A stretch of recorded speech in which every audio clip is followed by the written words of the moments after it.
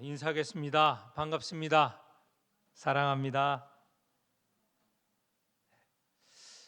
오늘 말씀은 제목을 고별 설교로 정하였습니다.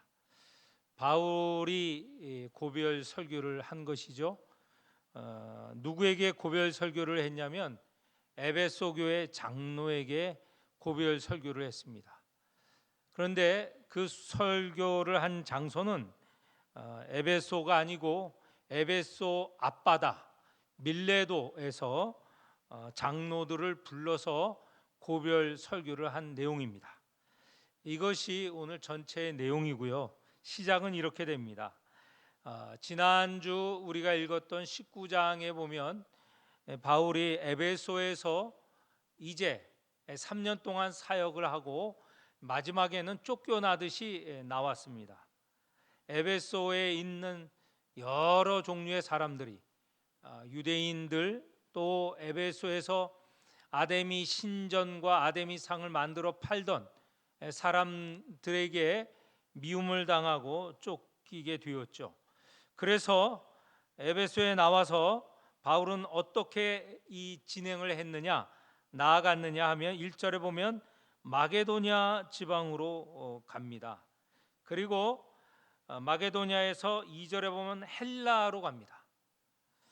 헬라에 가서 3절에 보면 석 달 동안 머물렀다가 수리아로 가려고 했습니다. 이것은 배를 타고 가려고 했는데 3절에 보니까 배를 타고 가는 길목에 아마 유대인들이 바울 일행을 잡으려고 했던 것 같아요. 그래서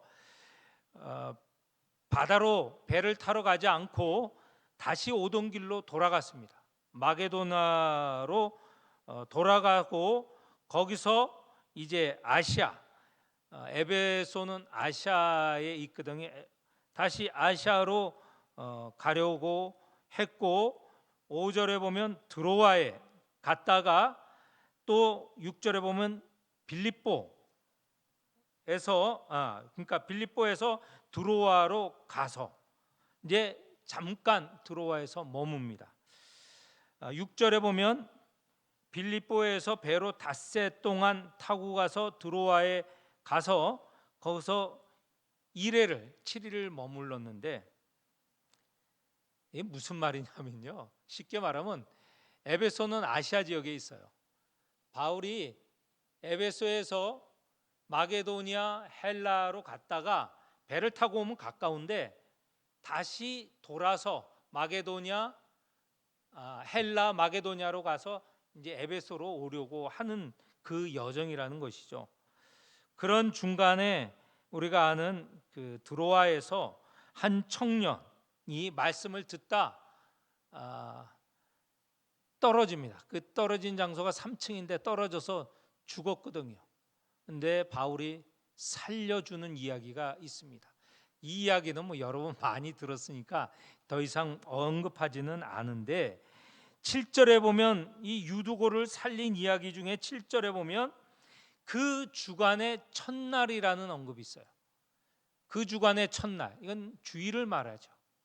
주일에 드로아에 있는 성도들을 모아서 말씀을 전하고 또 그 11절에 보면 떡을 떼어 먹고 다시 말해서 성찬을 하는 겁니다. 말씀과 성찬이 이루어진 주일 예배였죠.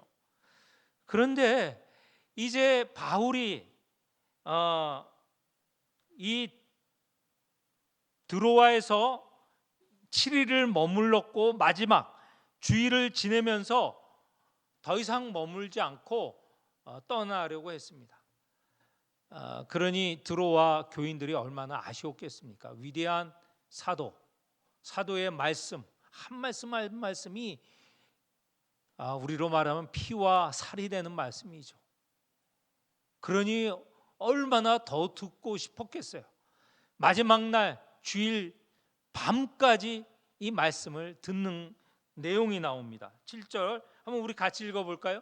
7절 그 주간의 첫날에 우리가 떡을 떼려 하여 모였더니 바울이 이튿날 떠나고자 하여 그들에게 강론할세 말을 밤중까지 계속하매 라는 말이 나옵니다.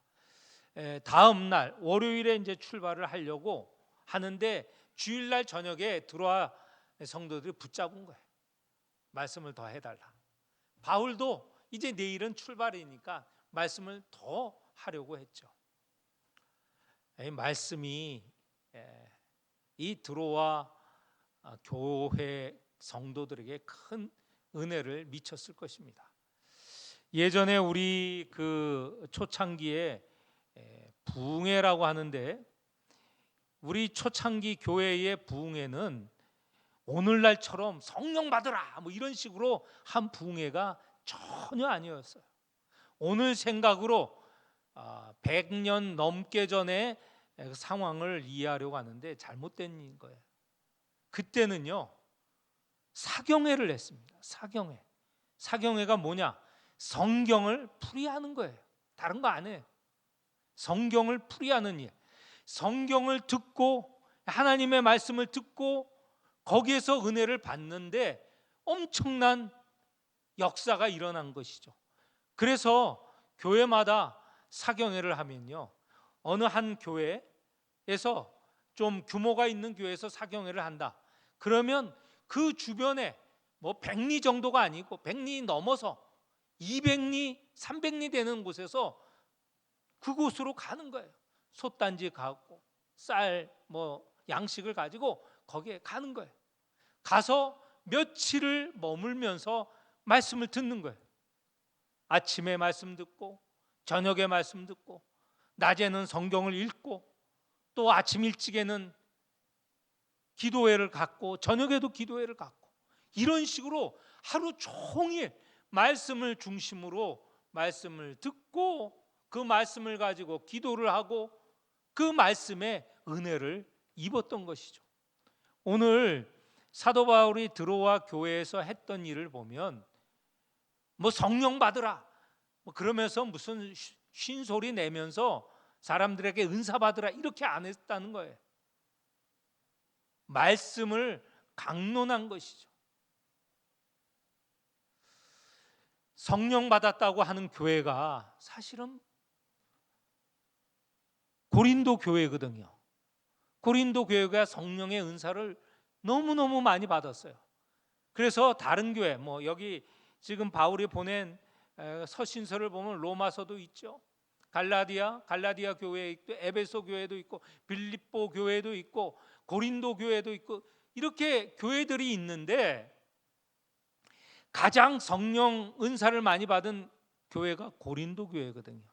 그런데 고린도 교회의 상황을 보면 그 상황은 결코 좋은 상황만은 아니었어요. 고린도 전서 후서를 읽어보십시오. 갈등이 엄청나고요. 부도덕한 일이 엄청나고요. 그리고 또 잘못된 교리가 횡행하고요.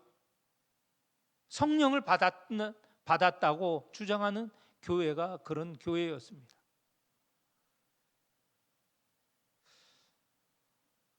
자, 바울이 말씀을 풀었다는 거예요. 그리고 그 말씀 가운데 예배가 있었고 11절에 보면 떡을 떼는, 다시 말해서 성찬이 있었다는 것이죠. 성찬식이 있었다는 것이고, 유두고의 이야기는 여러분이 잘 아시니까 넘어가겠습니다. 그리고 드로아에서 이제 밀레도를 거쳐서 어디로 가냐면 예루살렘으로 가려고 합니다. 그 이야기가 16절에 나오는데 16절 제가 읽겠습니다. 바울이 아시아에서 지체하지 않기 위하여 에베소를 지나 배 타고 가기로 작정하였으니 이는 될 수 있는 대로 오순절 안에 예루살렘에 이르려고 급히 가미러라. 여기에 보면 이 밀레도에서 에베소가 그렇게 멀지 않습니다. 거기에 들어가면 에베소 교인들이 또 붙잡고 놔주겠어요. 또 뭐 이런저런 또 말씀해 달라고 하고 그렇겠죠. 그래서 거기에 에베소에 들르진 않고 3년 동안 사역하였다고 성경이 31절에 말하거든요. 3년 동안 사역한 이 에베소에 들르진 않고 오히려 에베소 장로들을 밀레도, 지나가는 길목인 밀레도로 불렀습니다.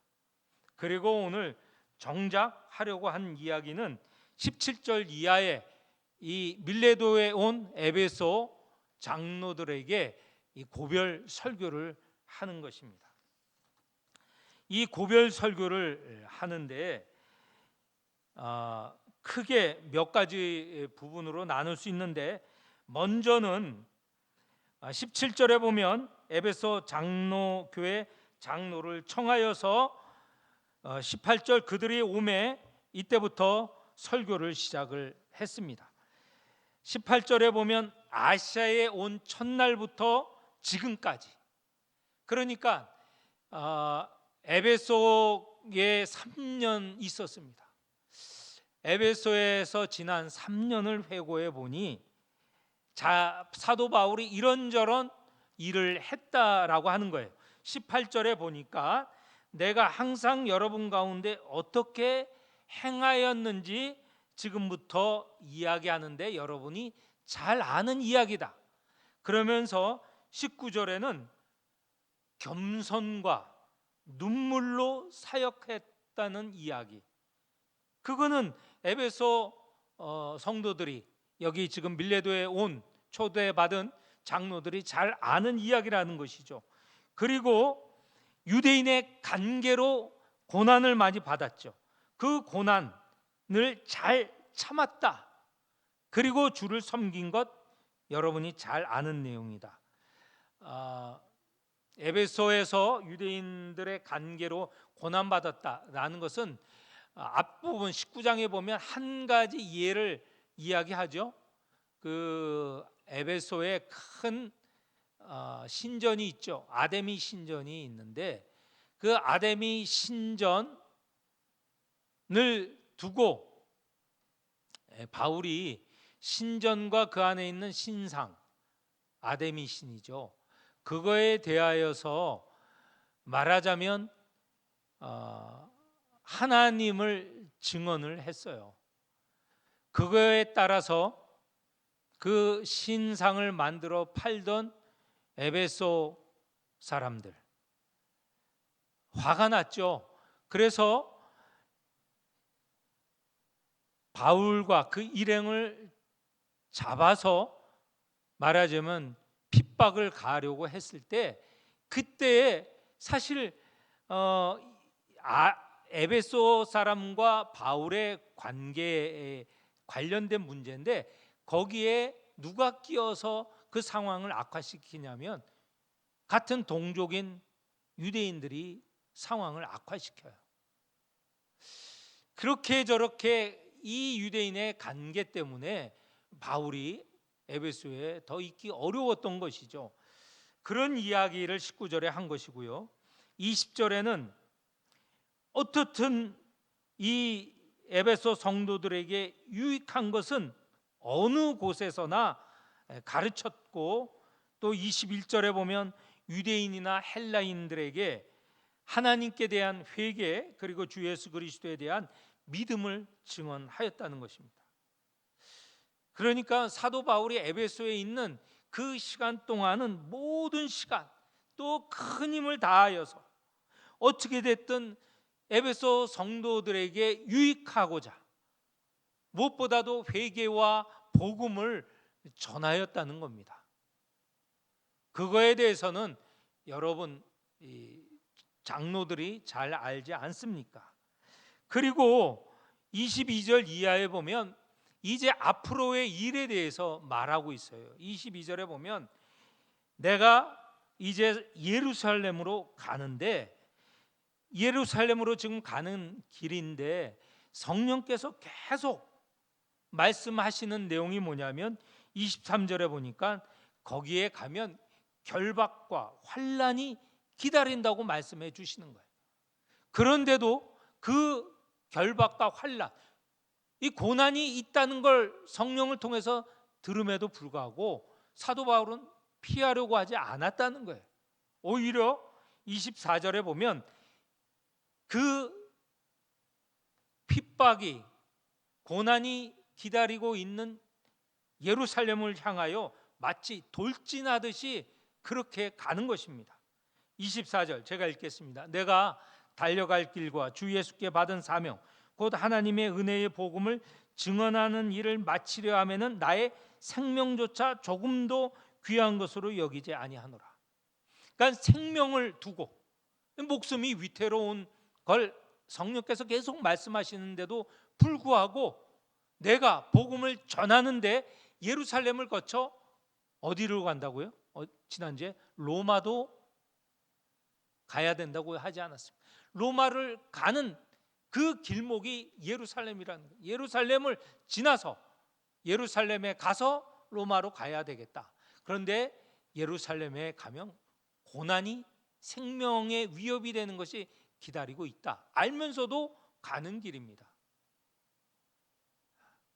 우리는 이것을 그냥 사도행전 20장의 중간에 사도의 바울의 제3차 여행 가운데 한 길로 한 일정한 길로 여기고 그냥 그런 과정이 있었지라고 하지만 사도 바울에게 있어서는 결단입니다. 생명을 두고 결단하는 것이죠. 복음을 증거하는 이것은 생명을 내놓을지라도 해야 될 일로 바울은 받아들였다는 것입니다. 우리는 주님께서 우리에게 부탁하시는 일 얼마나 헌신하고 있습니까? 생명은 아니더라도 우리의 시간, 우리의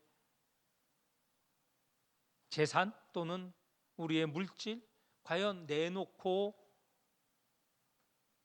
피해가 있을지라도 또는 그것 헌신할지라도 과연 맡겨주신 사명을 감당하느냐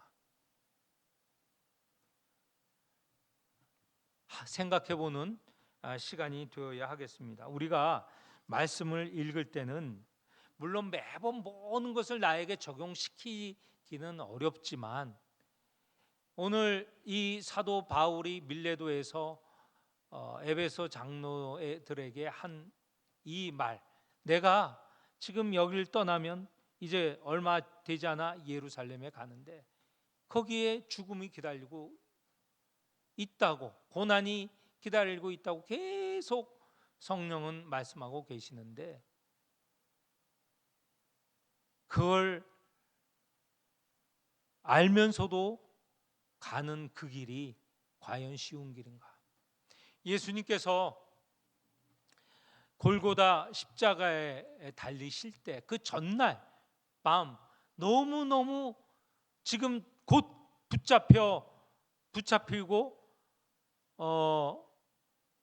수치를 당할 것을 알면서도 기도하셨잖아요. 이 죽음의 잔을 피하기를 원하지만 내 뜻이 아니라 하나님의 뜻대로 하십시오. 뜻을 따라 하기를 원합니다. 사도 바울의 이 심정, 어쩌면 지금 가는 길이 하루 이틀 길도 아니고 여러 날이 되는 이 길에 그 여러 날 동안 그런 위험, 어려움을 생각하면서 가고 있다는 거예요. 얼마나 힘들었을까?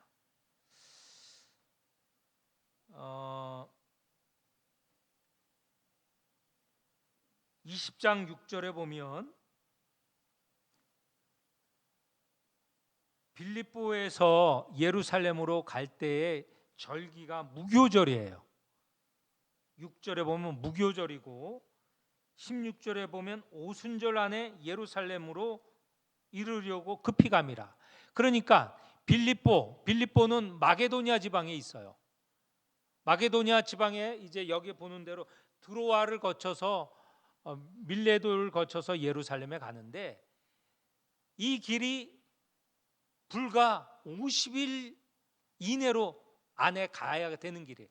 무교절 첫날이라면 50일이고 또 무교절이 며칠 지났다면 40일 이상 가야 되는 이 예루살렘 그 길이에요. 오순절까지는 가야 되는데 이 40일 동안 죽음을 생각하면서 죽음을 앞두고 알면서도 가는 길이었다는 거예요. 아마도 예수님께서 십자가에 달리실 때 그때는 6월절이었죠. 6월절 기간이었는데 저 갈릴리에서 출발하여서 예루살렘으로 가는 그 길도 하루 이틀 길은 아니고 여러 날 거치는 길이거든요. 그리고 예루살렘에 도착하셔서 한 일주일 정도 지내시다가 고난을 당하시지 않습니까?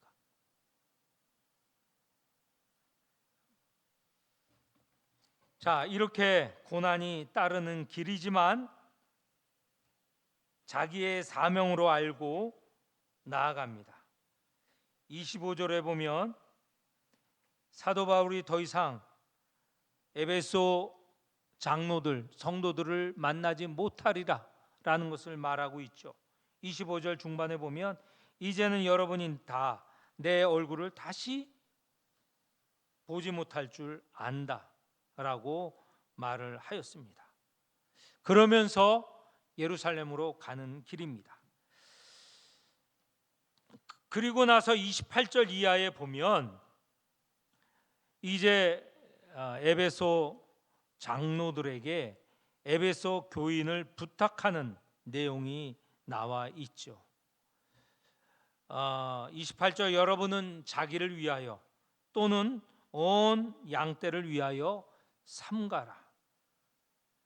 성령이 여러분을 감독자로 삼고 하나님이 자기 피로 사신 교회를 보살피게 하였다.